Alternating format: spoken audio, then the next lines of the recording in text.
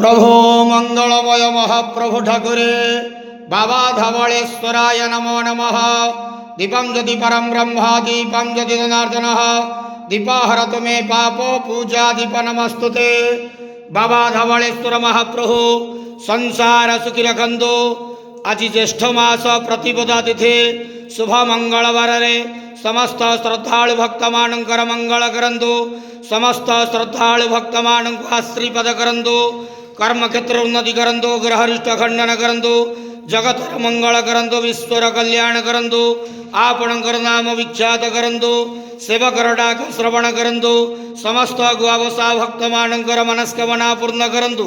महाप्रभु धवलेश्वराय नमो नमः। संसार सुखी रखंतु आनंद जवार हरि बोलो। आज शुभ मंगलवार रे समस्त श्रद्धालु भक्त मानकर मंगल करंतु आनंद जवार हरि बोलो।